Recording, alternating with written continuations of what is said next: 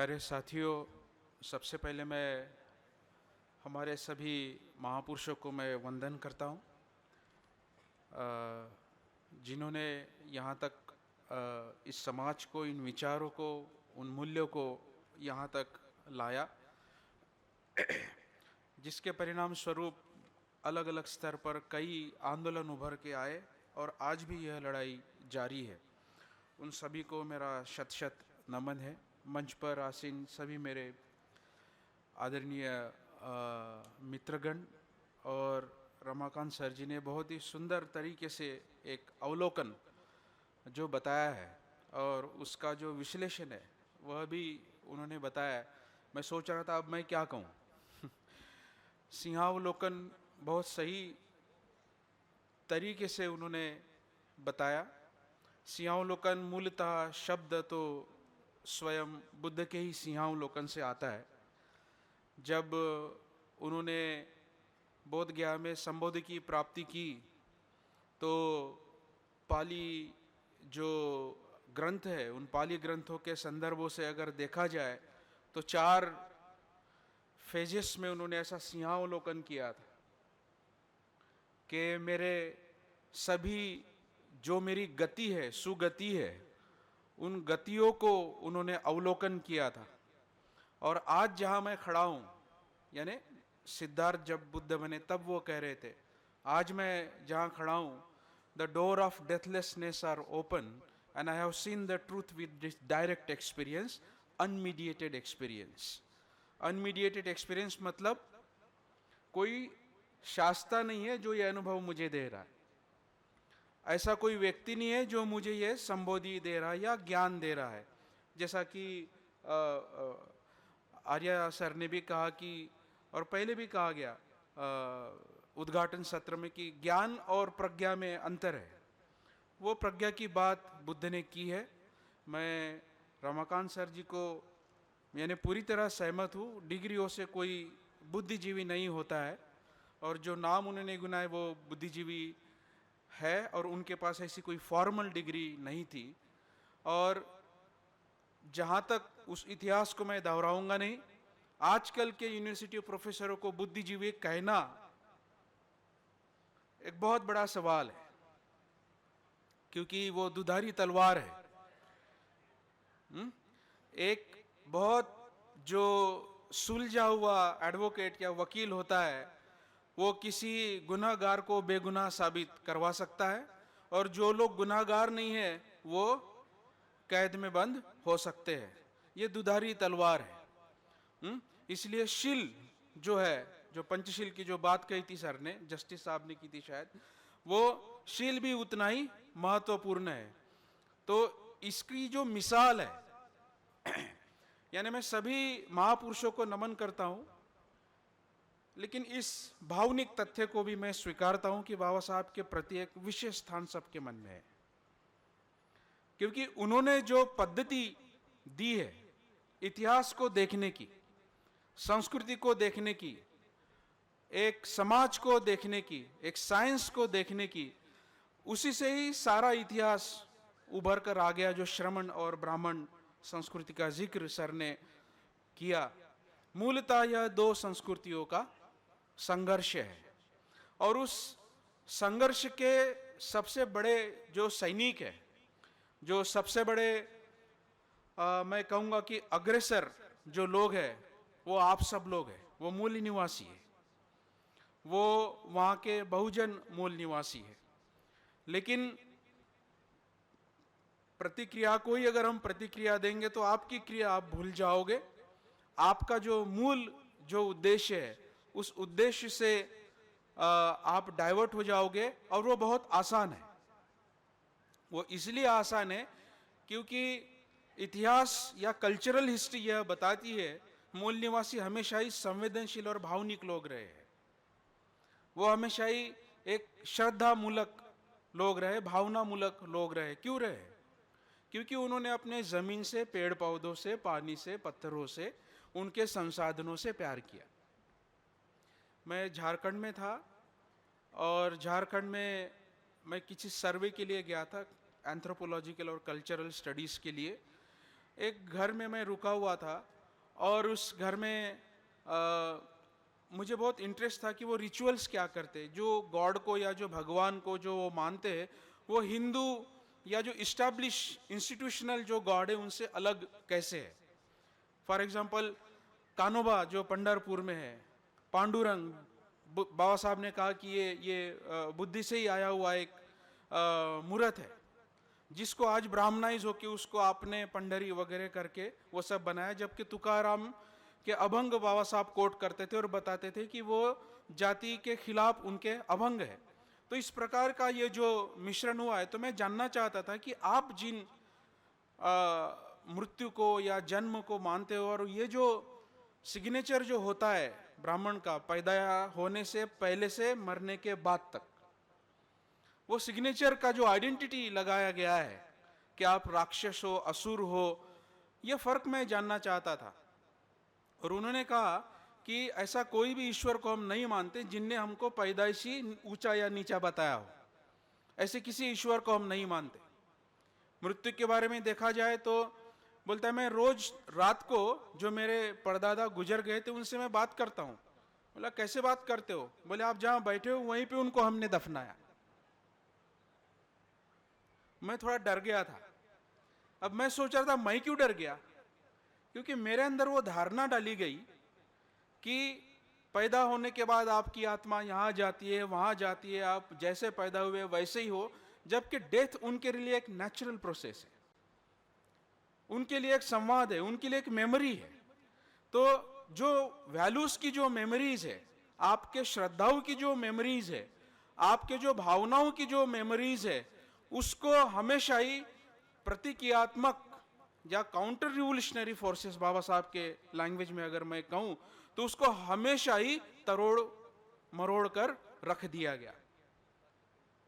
यह सबसे महत्वपूर्ण बात हमें समझनी होगी, क्योंकि बुद्धिजीवी जो वर्ग होता है इसे सोशल कैपिटल, सर ने बहुत सही कहा, आज बुद्धिजीवियों की या मूल निवासी बुद्धिजीवियों की सबसे ज्यादा जरूरत है, ना भूतो न भविष्यति।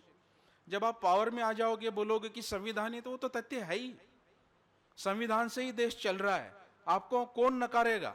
लेकिन संविधान कैसा चल रहा है और कैसा चलाना चाहिए, ये स्वयं बाबा साहब ने हिंट दी थी कॉन्स्टिट्यूशनल असेंबली में जब उन्होंने संविधान दिया था कि संविधान कितना भी अच्छा क्यों ना हो, उसको अगर चलाने वाले लोग अगर बुरे हैं तो फिर वो संविधान अंततः बुरा साबित होगा।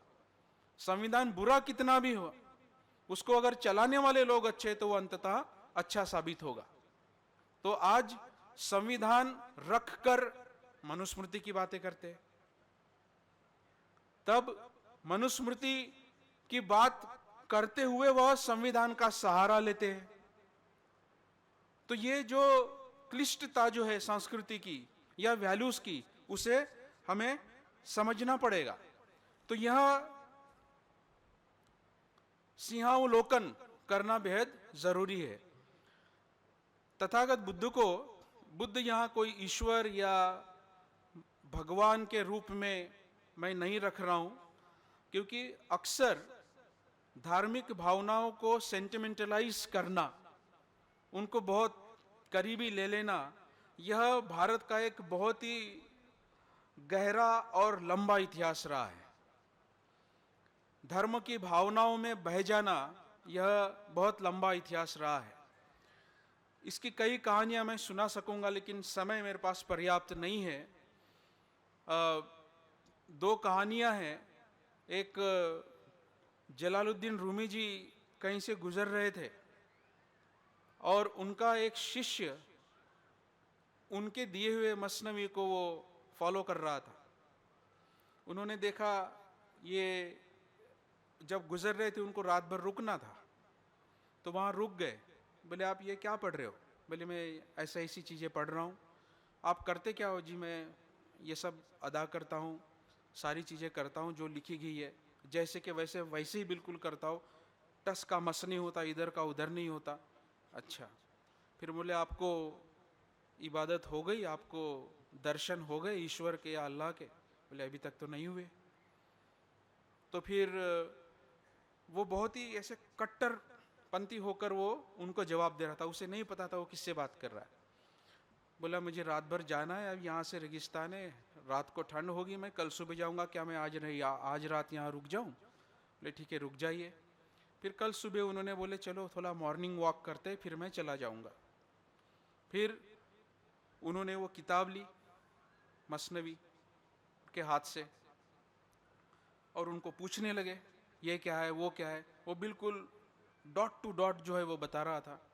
अब गलती उसकी भी नहीं थी। फिर जलालुद्दीन रूमी जी ने क्या किया, वो किताब नदी में फेंक दी। तो वो बहुत गुस्सा हो गया, आपने ये क्या कर दिया, आपने पाप कर दिया या जुर्म कर दिया वगैरह वगैरह। तो बोले तेरा खुदा था कहाँ? वो किताब में था। तो बोले अब नदी में कौन है, अब पानी में कौन है, इस हवा में कौन है, इस पत्ते में कौन है? अगर वो वहां था तो मर जाना चाहिए, वहीं पे डूब के खत्म हो जाना चाहिए, लेकिन ऐसे नहीं हुआ। तो बोले तू रूमी जैसे क्यों बात कर रहा है? बोले मैं ही रूमी हूं। तो कहने का मकसद ये है इस कहानी का, यही कहानी जैन परंपरा में भी आती है। कोई मास्टर 4 बजे उठता है, उसका डिसाइपल भी 4 बजे उठता है, वो 4 बजे से 5 बजे तक ध्यान करता है, वो भी 4 बजे से 5 बजे तक ध्यान करता है। 2 शिष्यों को उसने चुना था, उस जैन मास्टर ने। जापानीज कहानी है ये। और उस जापानीज कहानी में फिर वो जब ध्यान करता था तभी ध्यान करता, जब मास्टर खाना खाता था तभी वो खाता था, जब वो नाश्ता करता था तभी वो नाश्ता करता था, जब वो सोने जाते थे तभी वो सोने जाता था। लेकिन दूसरा शिष्य वैसा नहीं करता था। उनकी शिक्षाओं को उसने लिया और समझने की कोशिश की। और फिर एक जब टेस्ट का दिन आया, क्योंकि नालंदा परंपराओं से जब जैन परंपरा पनपी तो वहां पे टेस्ट या ऐसा काउंटर आर्गुमेंट पूछा जाता है। कालाम सुत्त का नाम आपने सुना होगा। बुद्ध ने हमेशा ही समीक्षा को महत्व दिया है। तो उन्होंने फिर पूछा कि अभी धर्म या वो धम्म जो है किसको समझा है? तो जो डॉट टू डॉट फॉलो करने वाला शिष्य था बोला मैंने वैसे ही किया जैसे आपने किया, लेकिन आपको समझा क्या? मुझे कहता है मुझे नहीं पता। लेकिन दूसरा जो शिष्य था जिसने स्पिरिट को पकड़ा, उसने कहा कि भाई प्रतीत्य समुत्पादी सत्य है, इस सृष्टि का कोई निर्माण करता नहीं है, चीजें परिस्थिति सापेक्ष है। एक परिस्थिति है, उस परिस्थिति से दूसरी परिस्थिति निर्माण होती है, और जब वो परिस्थितियां निर्माण होना बंद हो जाता है तो उससे तीसरी परिस्थिति निर्माण होती है। और अगर हमने उन परिस्थितियों को निर्माण नहीं करने के लिए कार्य किया तो वो परिस्थिति फिर निर्माण भी नहीं होगी। क्रिया प्रतिक्रिया और उसकी जो एक्शन है, उसका जो रिजल्ट है, कॉज एंड इफेक्ट, ये बात यानी बुद्ध के परंपराओं से या ऐसे कई जो महान टीचर्स है उनके परंपराओं से हम सीखते हैं। तो उस स्पिरिट को पकड़ना बुद्धिजीवियों का काम है, और वो काम कोई पीएचडी होल्डर ही करता है ऐसा नहीं है। मैंने पीएचडी की है, लेकिन मुझसे कई बुद्धिमान लोग आप में बैठे हैं, और मुझे बहुत ऑनर फील होता है जब कभी मैं बामसेप के मंच से बोलता हूँ। यानी मेरे छात्र जीवन से मैं जुड़ा हुआ था इस आंदोलन से, और मुझे ऐसे लगता है कि बहुत सारी चीजें जो आज हम संस्थानों में नहीं सीख सकते वो हम ऐसे माहौल में सीखते हैं। यहाँ जो बुजुर्ग बैठे हैं, यहाँ जो अनुभवी व्यक्ति बैठे, उनकी जुबानों से हम सीखते हैं। जो आर्य जी ने सही कहा, जो ऑर्गेनिक स्कॉलरशिप है, ऑर्गेनिक बुद्धिजीविता है, वो ज्यादा महत्वपूर्ण है। जब से राधा श्याम के नयन हुए हैं 4, श्याम बने हैं राधिका और राधा बन गए हैं श्याम। ये कबीर ने और मीरा ने जब इस डिस्क्रिमिनेशन को खत्म करने की बात कही, ये नुसरत फतेह अली खान ने गाया।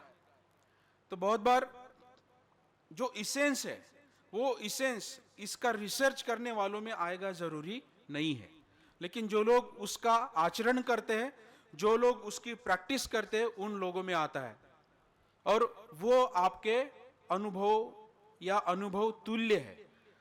Wisdom is not intellectual, it's experiential. प्रज्ञा जो होती है वो बौद्धिक नहीं होती है, वो अनुभवात्मक होती है। वही बुद्ध ने पाया।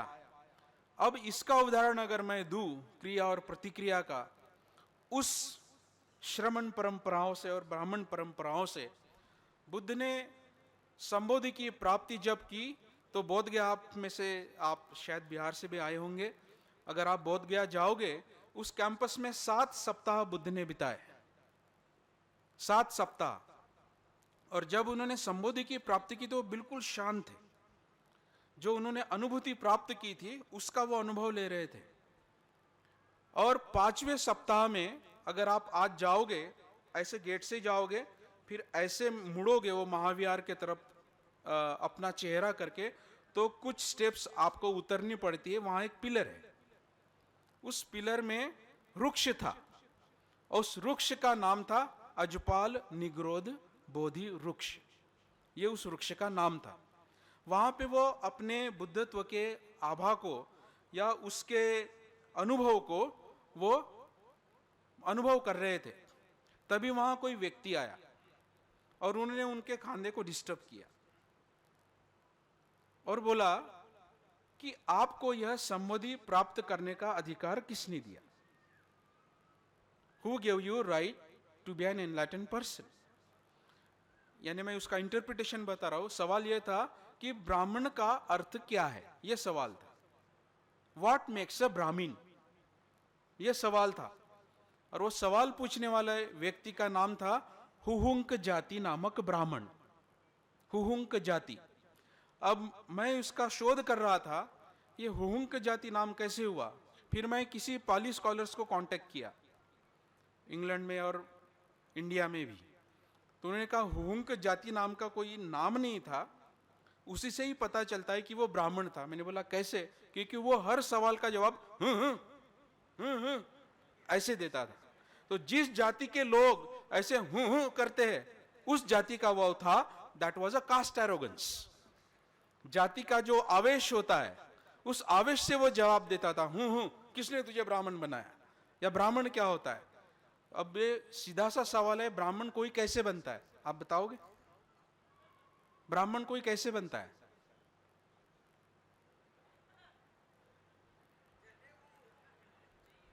जनेऊ पहन, मैं पहन लूं तो बन जाऊंगा?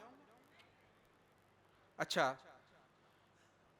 क्या ये बुद्धिजीवियों का वर्ग है ना, तो बुद्धिजीवी तो मैं भी हूं, तो मैं बन जाऊंगा। पीएचडी मैंने भी हासिल की है, सर भी प्रोफेसर है, हम बन जाएंगे ब्राह्मण। कोई यज्ञ करते हैं यहां पे उसका होने के लिए, जो उसके रीति रिवाज होंगे, जो द्विज कहलाते हैं, वो भी रीति रिवाज करके देख लेते। मैं बन जाऊंगा? नहीं बनूंगा। तो फिर ब्राह्मण कोई कैसे बनता है? वो केवल जन्म से बनता है। और वो भी प्योर ब्राह्मण की डेफिनेशन अगर आप शास्त्रों में जाके देखोगे तो उनके 13 बाप और 13 मां ब्राह्मण होना जरूरी होता है। इंटरमिक्सिंग अलाउड नहीं है। 13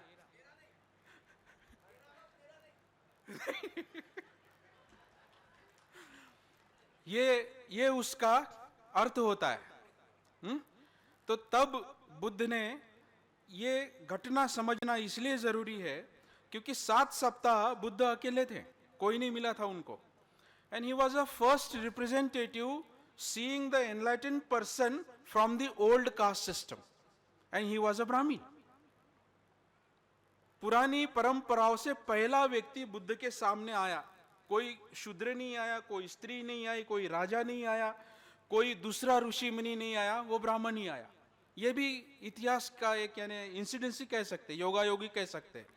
तब बुद्ध ने जो जवाब दिया वो आज भी वहां लिखा हुआ है। आप कभी आप जाओगे तो गौर करके देखिए। और वो जवाब है, न जच्चा वसलो होती न जच्चा होती बामनो, कमुना वसलो होती कमुना होती बामनो। कोई भी व्यक्ति, जच्चा मतलब जन्म, जच्चा बच्चा, वसलो मतलब नीचा, न जच्चा वसलो होती, कोई भी जन्म से वसलो मतलब नीचा नहीं होता, न जच्चा होती ब्राह्मण, ना ही कोई जन्म से ब्राह्मण होता है। कमुना वसलो होती, आपकी जो क्रिया है, आपकी जो एक्शन है, अगर आपके कुशल कर्म है, आपके अगर परिणाम अच्छे हैं, जैसा सर ने कहा कि कोई भी काम आप करते हो वो इक्वलिटी प्रोड्यूस कर रहा है क्या, वो लिबर्टी प्रोड्यूस कर रहा है क्या, वो डिग्निटी प्रोड्यूस कर रहा है क्या, वो नॉन डिस्क्रिमिनेटरी सोसाइटी प्रोड्यूस कर रहा है क्या, उससे आपके कर्मों को आका जाएगा, ना कि आपके जन्म को आका जाएगा। यही बात बाबा साहब ने बुद्ध एंड कार्ल मार्क्स में बोली, it's your worth not your birth that counts. नहीं तो आज बाबा साहब को मैं अब क्या बोलूं, दलित बोलूं या महार बोलूं या ब्राह्मण बोलूं या ब्राह्मण का बाप बोलूं, क्या बोलूं? यानी जिसने पूरा परिवर्तन, इसलिए मैंने बोला उनके लिए एक स्पेशल जगह है। उन्होंने जितने भी दबे हुए जो ये महापुरुष थे ना, उनको बाहर निकाला। मैं उन सबका सम्मान करता हूं, लेकिन उनको भी वैल्यू, उनकी जो मेथोडोलॉजी है, उनकी जो ऑर्गेनिक स्कॉलरशिप है, लंदन स्कूल ऑफ इकोनॉमिक्स में आज मुझे भी जाना बहुत मुश्किल है, कोलंबिया में जाना मुझे भी मुश्किल है। उस वक्त आकर वो केवल प्रोफेसर या प्रमोशन या ग्रेड्स के लिए संघर्ष नहीं रहा उनका। उन्होंने कहा है कि मेरी नौकरी मेरे काम में सबसे बड़ा बाधा है और उसको मुझे छोड़ना है। और जब वो पुनः पैक्ट के वक्त उनके घरों पे 12-12 बजे तक लोग आते थे, बोलते आपके गांधी जी के पास बहुत पैसा है, मुझे काम करना पड़ेगा तभी मेरा घर संसार चलेगा। यानी छोटे छोटे काम से अपने आप को, अपने लिए बाबा साहब ने एक पैसा भी डोनेशन नहीं लिया। ये भी बात आप ध्यान में रखिए उनके जीवन में। He always demanded money for a movement. He never asked money for himself. इस प्रकार का जब जीवन कोई जीता है तो मुझे लगता है वो एक सही बुद्धिजीवी की मिसाल है, जिसने दूध का दूध और पानी का पानी किया। आपका ये जो मूल निवासी या बहुजन या शूद्र या जाति, ये जो कोई भी नाम थे, ये उदाहरण भी बाबा साहब ने कोट किया है। इसलिए बुद्ध एंड हिज धम्म में फिर वो दो उदाहरण देते हैं। गुलामों के दो प्रकार होते हैं। कौन से दो प्रकार होते हैं?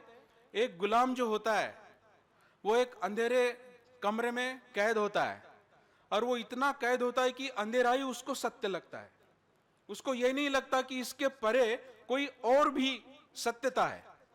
यानी जो आपके आंखों के सामने दे दिया गया है बस वही सत्य है, उसको आप मान लेते हो। और फिर दूसरा गुलाम जो होता है वो भी अंधेरे कोठड़ी में बंद होता है, लेकिन उसको हल्की सी किरण दिखती है। तो बाबा साहब कहते हैं कि जो गुलाम को किरण दिख रही है वो कम से कम उसको दो बातों का ज्ञान होता है उसको, कि इसके आगे कोई तो भी दुनिया है, इसके आगे कोई और एक दुनिया है, और उसके लिए फिर वो प्रयास करता है। वो उद्देश्य रखता है और उसके लिए वो क्रिया करता है। लेकिन जो व्यक्ति अंधेरे कोठड़ी में है, जिसको उजाले का नाम नहीं पता है, वो कभी भी उसके लिए कोशिश नहीं करता, उसके लिए क्रिया नहीं करता। यही धर्म कारण ने गुलामी का यानी ये परिणाम दिया, क्योंकि उन लोगों को, जैसा सर ने बिल्कुल उचित रूप से बताया, आपको वही इतिहास बताया गया, वही आइडेंटिटी दी गई कि जो आपने स्वीकारी। मैं अक्सर ये सोचता हूं, ये नाग लोग और ये अगर ये बौद्ध थे, यानी अब्राहमिक रिलीजन के पहले की बातें, पहले शताब्दी के पहले की बातें मैं कह रहा हूं, यहाँ के अगर ये मूल निवासी या इंडिजिनस पीपल अगर थे, और जावा, सुमात्रा, उधर ग्रीस तक, और सम्राट अशोक जैसे जो फैले, वो लोग अछूत कैसे हो सकते हैं? वो लोग पावरलेस या वीक कैसे हो सकते हैं जिनकी संस्कृति इतनी फैली? ये सोचने लायक बात है। गुलाम लोग अपना धर्म कभी नहीं फैला सकते, इसका मतलब वो गुलाम थे ही नहीं। आपको गुलाम इस अंधकार में जो फर्स्ट टाइप ऑफ स्लेव है, उसके नजर में वो जो भी ऐनक आपको पहनाई गई, उस दिशा से ही या उस लेंस से ही आप इतिहास को देख रहे हो। इसलिए हमारी पहचान, हम अछूत है या शूद्र है या अनटचेबल्स है, ऐसी बनाई गई। इसलिए जो पॉलिटिकल हिस्ट्री या political reaction and counter reaction या क्रिया और प्रतिक्रिया सर ने जो बताई, वो उस परिप्रेक्ष्य में बहुत महत्वपूर्ण है, क्योंकि वो लोग वो जानते हैं। स्वयं बाबा साहब कहते, मराठी में कहा था उन्होंने, माझी भाषा माझ्या शत्रूंना जास्त कळते, माझ्या जनतेपेक्षा, मेरे लोगों से ज्यादा मेरे दुश्मनों को मेरी लैंग्वेज समझ में आती है, मेरे लोगों को समझ में नहीं आती। मी माझ्या आंधळ्या लोकांची काठी है, जो मेरे अंधे लोग हैं उनकी मैं लाठी हूं, मेरे को उनको दिशा देना है। ये बात महत्वपूर्ण है। तो इस इतिहास के परंपरा को अगर हम देखते हैं तो बुद्धिजीवियों का मुझे ऐसे लगता है आज सबसे बड़ा रोल है। क्यों? क्योंकि वो लोग वैल्यूज को डिफेंड करते हैं। आज मैं किसी धर्म के खिलाफ या किसी के मान्यता के खिलाफ नहीं बोलना चाहता, लेकिन जो सत्य है, जो फैक्ट है, उस फैक्ट को मानना चाहिए। एनिलेशन ऑफ कास्ट के पहले ही पेज में see truth as a truth and untruth as a untruth, ये बाबा साहब ने लिखा। और जो लोग कारण नहीं कर सकते वो दुराग्रही है, जो कारण नहीं करते वो दुराग्रही है, जो कारण नहीं कर सकते वो लोग गुलाम है। ये बाबा साहब ने एनिलेशन ऑफ कास्ट के पहले पेज में ही लिखी है बात। और वो उनका जो पर्सपेक्टिव है कास्ट को लेकर या एनिलेशन ऑफ कास्ट को लेकर, वो केवल जाति का इतिहास नहीं बता रहे। वो केवल आपको, आप इस जाति से हो तो इस जाति को नष्ट करो, ऐसा बोलने से जाति नष्ट नहीं होती है। अगर जाति को ईश्वर ने पैदा किया और उसको शास्त्रों ने मान्यता दी, आप समझ रहे हो? लेवल नंबर 1 ईश्वर ने पैदा की, लेवल नंबर 2 शास्त्रों ने मान्यता दी, लेवल नंबर 3 उसका डिवाइन अगर रीजन है, तो ह्यूमन सोसाइटी कौन है उसको बदलने वाला? इंसानों के हाथ में कोई पावर नहीं है, तो आप इटरनल स्लेव ही बन के रह जाओगे। दैट इज द रीजन ब्राह्मण या वैदिक परंपराओं ने आपको दिया है। ऋग्वेद का 10th मंडल पुरुष सूक्त आप पढ़ लो। यहां से ब्रह्मा, यहां से क्षत्रिय, यहां से वैश्य, यहां से शूद्र और महिलाएं। ये डिवाइन रीजन चाहिए, नॉर्मल रीजन काम नहीं करते। शंबुक का जब वध हुआ, आपको पता है शंबुक की कहानी, मैं दोहराऊंगा नहीं। तो जब राम ने पनिशमेंट किया शंबुक को कि यहां पे क्यों आप ज्ञानार्जन कर रहे हो या ज्ञान बांट रहे हो, तो उन्होंने उनको यह पनिशमेंट क्यों नहीं दी कि भाई मेरे राम राज्य में जो वर्णाश्रम धर्म है, उस वर्णाश्रम धर्म के तहत आप यह ज्ञान नहीं ले सकते, बुद्धिजीवी आप बन नहीं सकते, तो आप ये छोड़ दीजिए परिसर और दूसरे परिसर में अपना आश्रम खोलिए। या उनको थप्पड़ मार देते या उनको आजीवन कारावास की सजा दे देते। पनिशमेंट क्या मिली? पनिशमेंट आपको मारना ही है, because that is not allowed and that must not be repeated. वो अनुमति नहीं है और उसका यानी क्या कह सकते हैं, रिपीटेड का मतलब दोहराना नहीं है। हाँ, पुनरावृत्ति नहीं होनी चाहिए। कोई दूसरा शंभुक पैदा नहीं होना चाहिए, कोई दूसरा एकलव्य पैदा नहीं होना चाहिए। ये एजुकेशन सिस्टम रहा है, ब्राह्मणिकल एजुकेशन सिस्टम। तो वहां से बुद्धिजीवी पैदा होना मुश्किल है। ये जो बातें मैं बता रहा हूं, ये मैं केवल घटनाओं के रूप नहीं बता रहा हूं, बुद्ध की हो या फिर रूमी की हो या फिर जैन कहानी हो या फिर ये जो मैंने अभी बातें बताई द्रोणाचार्य की या फिर शंभुक की। वो केवल कहानियां नहीं है, उनमें कुछ मूल्य छुपे हुए हैं, उसमें कुछ मैसेज है। Medium is the message. उस मीडियम में कोई मैसेज है।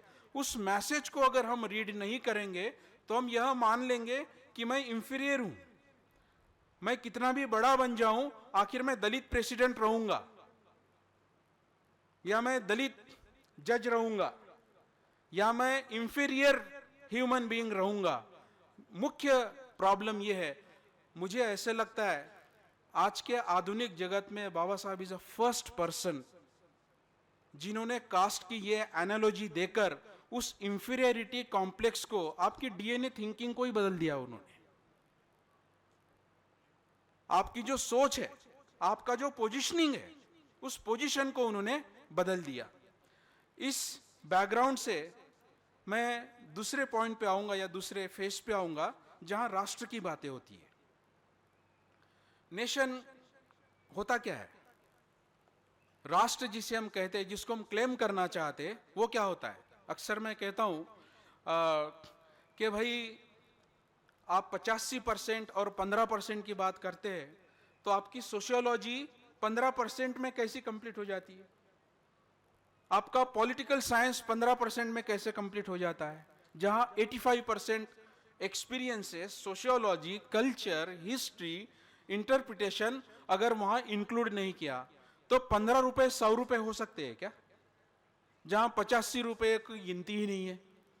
इसलिए कास्ट सेंसस को बहुत बड़ा विरोध हुआ, क्योंकि आपकी संख्या आपको पता नहीं है और ना ही वो होनी चाहिए। तो राष्ट्र जब हम कहते हैं, हम सब लोग भारतीय, हम सब लोग इंडियन हैं, हम सब लोग संवैधानिक रूप से इस देश के नागरिक हैं, लेकिन उस नागरिक के तौर पर, उस संवैधानिक हकों के तौर पर जो हमें पावर या एम्पावरमेंट जिसे कहते हैं, not mere political power, as a citizen you have a power, you can question, you can assert, you can struggle, you can launch a movement, you can write a history, लेकिन वो उसके प्रतिक्रियाओं में आप कहीं और चले जाते हो। आज और भी संवेदनशील वातावरण इस देश में है। तो ये जो डर है, ये मैं किस डायरेक्शन से बोलूं, ये जो कॉन्शियसनेस जो डेवलप हो गई है कि मैं कैसा इंटरप्रेट करूं हिस्ट्री को, पॉलिटिक्स को, सोसाइटी को, किसी बिल को, या सर ने जो क्या नागरिकत्व का जो बिल बताया, जिस लाइट में उन्होंने रखा, मैं उसको कैसे रखूं, मैं उसको कैसे पढ़ूं, यह बहुत बड़ा सवाल हमारे आगे आज खड़ा होता है।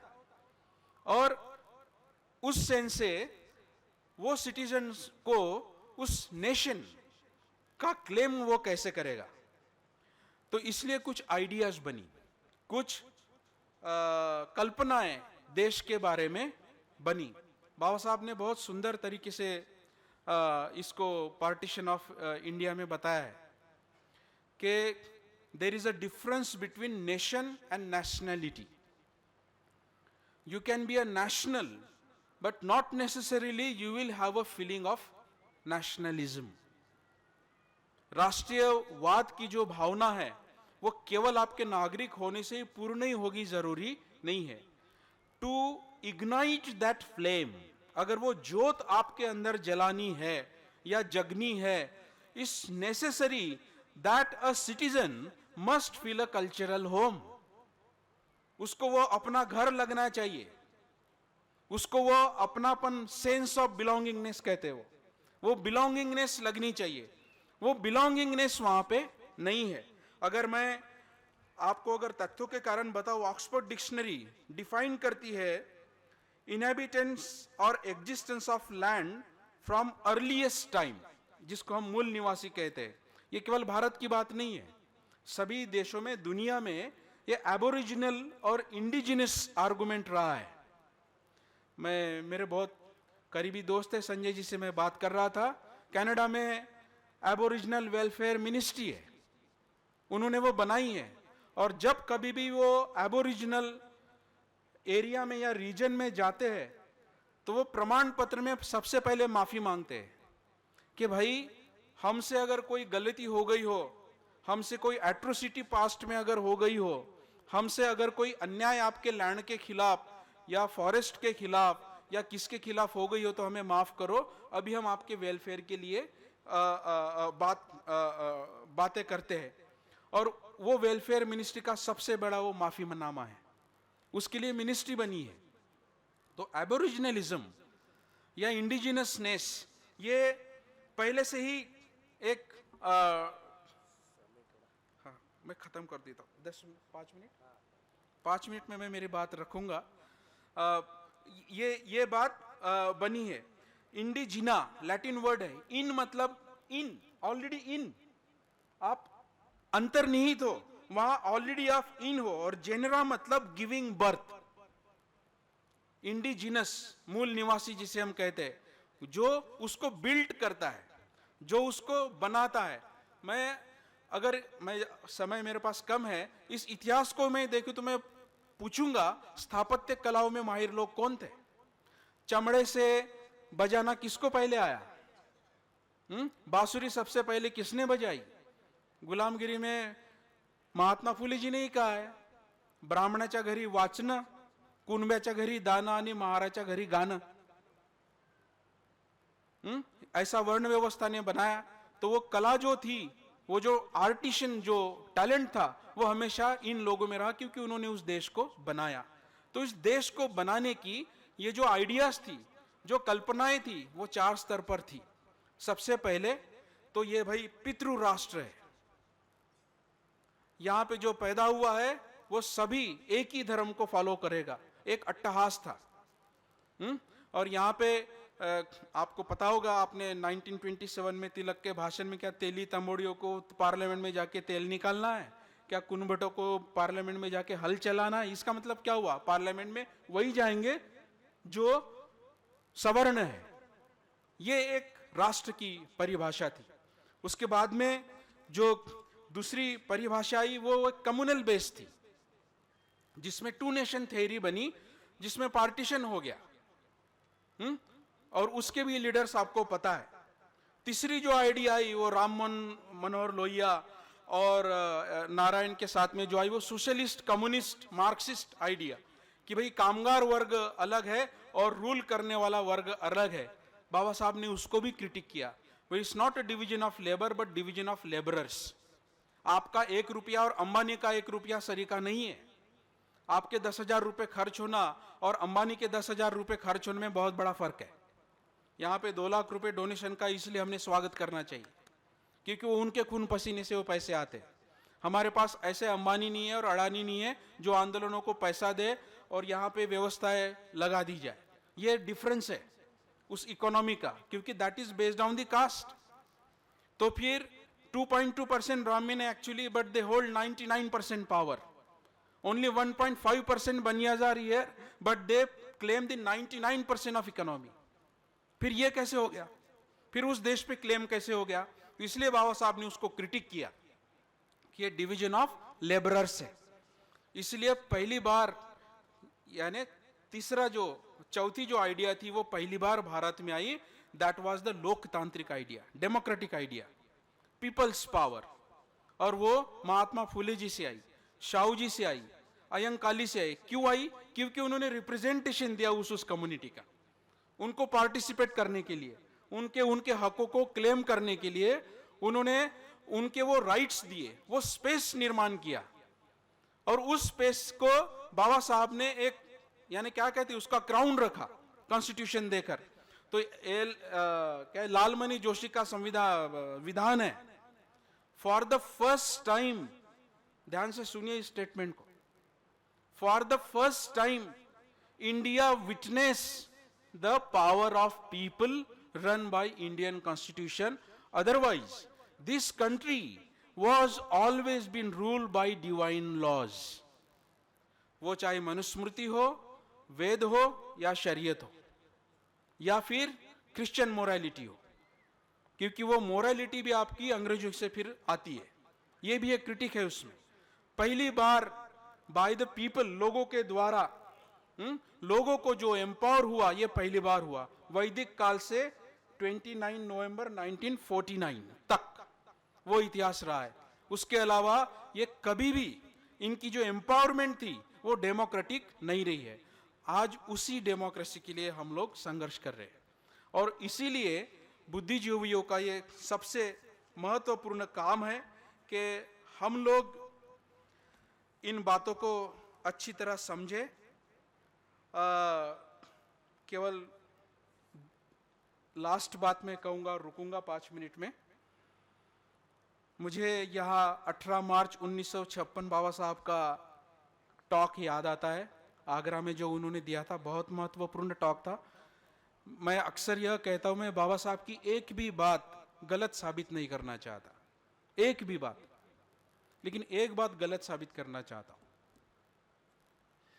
बाबा साहब ने बोला कि मुझे पढ़े लिखे लोगों ने धोखा दिया। मैं चाहता हूं पढ़े लिखे लोग अब धोखा ना दें। ये बाबा साहब की बात को हम उनके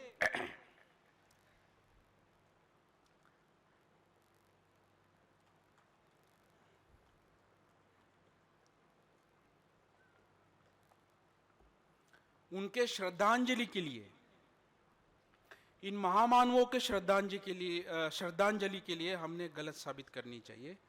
इसलिए हर पढ़े लिखे लोग ने, या जो भी बुद्धिजीवी है, उसने ही मस्ट और she must engage in the social transformative process.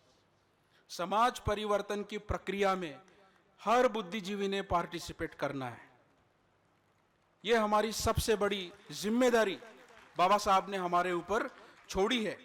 उन्होंने बोला कि शैक्षणिक, आर्थिक, सामाजिक ये सारे अधिकार मैंने आपको गैर बराबरी दूर करने के लिए दिए। महल में बुलाए अगर नेता तो वो शौक से जाए, लेकिन वो अपनी झोपड़ी ना जलाए। संगठन छोड़कर, संगठन जलाकर अगर कोई नेता ये गैर बराबरी के मूल्यों में जाता है, वो सबसे बड़ा धोखा बाबा साहब को होगा या उस आंदोलन को होगा। उस आंदोलन को हमने समझना चाहिए। वो कहते कि मुझे दुश्मनों से खतरा नहीं है, मुझे मेरे ही लोगों से ज्यादा खतरा नजर आ रहा है। क्यों? क्योंकि बुद्धिजीवी लोग आप ही के बात को काउंटर करने में माहिर हो गए। ये बहुजन उजन क्या होता है, ये SC/ST माइनॉरिटीज क्या होता है, मूल निवासी क्या होता है। मूल निवासी तो बाबा साहब ने थ्योरी रिजेक्ट की है, आर्यन इन्वेजन की थ्योरी। अब मैं उनको एक संदेश देना चाहता हूं इस मंच से। मूल निवासी कोई रेस नहीं है, आर्यन इज अ रेस। मूल निवासियों ने यह दावा नहीं किया कि हम प्योर है या हम प्यूरिस्ट है। अगर आप मुझ में मिल जाओगे तो मेरा खून इम्प्योर या दूषित हो जाएगा, यह दावा कभी भी मूल निवासियों ने नहीं किया। वो हमेशा ही इंक्लूसिव रहे, हमेशा ही उन्होंने लोगों को अपनाया है। जिसको डर है अपना खून खराब होने का, वही रेस लाता है। हमको हमारा खून खराब होने का डर नहीं है। आप समझ रहे हो इस बात को? इसलिए उस स्पिरिट को पकड़ना जरूरी है। जो बाबा साहब ने जो बात कही है, उस बात को समझना जरूरी है। उनके मानस, उनका जो, यानी you have to read Ambedkar beyond lines. I am afraid in this days you have to read it between the lines. ये बुद्धिजीवियों का काम है। बाबा साहब हर चीज समझाते नहीं बैठेंगे, उनको फ्लैश आउट करना है। जो तथ्य नहीं है वो तथ्य करके पेश किए जाते हैं। 9 कोट 5 कट को डिस्कार्ड कर देता है, ये होता है। तो जो सच है वो बोलने में प्रॉब्लम क्या है, जो सच है उसको मानने में प्रॉब्लम क्या है, ये बातें हमें समझना जरूरी है। हमारे समाज में शिक्षा में कुछ प्रगति हुई, उच्च पद प्राप्त हुए, लेकिन उन्हीं लोगों ने मेरे आंदोलन को धोखा दिया। ये बाबा साहब ने बोला, मेरी स्थिति आज एक खंबे की जैसी है। जब तक मैं जीवित हूं ये सारे खंबे संभाल रहा हूं। मेरे को ऐसा कोई युवा नहीं दिख रहा है ताकि मैं आराम से मर पाऊं।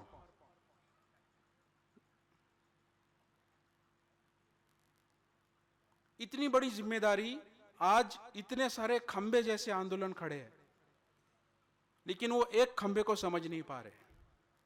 ये हमारे सामने चैलेंज है बुद्धिजीवियों के आगे कि कैसे मैं मेरे वैल्यूज को डिफेंड करूं। एक बाबा साहब अगर केंद्र स्तंभ है, उस केंद्र स्तंभ को मैं कैसे समझूं। उनके intellectual, cultural, historical, economical, political, movement, rational, religious, educational, इन सब आयामों को मैं कैसे समझूं। ये एक बुद्धिजीवी का काम नहीं है। समाज कोई एक व्यक्ति नहीं बनाता है, सब व्यक्ति मिलकर समाज बनते हैं। बाबा साहब जैसे महापुरुष लाखों करोड़ों साल में एक बार पैदा होते हैं। ये हम सबको मिलने की या इकट्ठा आने की जरूरत है, क्योंकि जैसा सर ने सही कहा, प्रतिक्रिया को अगर हम प्रतिक्रिया देने लग जाएंगे तो हम बढ़ते ही रहेंगे, हम इकट्ठा नहीं आएंगे। और इसलिए शिक्षण यानी इस चीज में बुद्धिजीवी होना, एजुकेट होना, पॉइंट नंबर 1। उसका चिंतन, उसको कॉन्टेम्पलेट करना, उसको गहराई से सोचना, और फिर संगठन, उसके लिए एक संघ बनाना, एक ऑर्गेनाइजेशन बनाना, और उसके बाद आंदोलन, मूवमेंट में मूवमेंट होनी चाहिए, मूवमेंट, और उस आंदोलन से फिर परिवर्तन। यही 5 पॉइंट एजेंडा मैं आज के बुद्धिजीवियों को, एक उसका छोटा भाई होने के नाते, एक यंग स्कॉलर होने के नाते, या जो को भी है बाबा साहब का एक अनुयायी होने के नाते मैं दूंगा। यहीं पे मैं मेरी बात रखूंगा। जय भीम, जय मिल निवासी, नव उदय।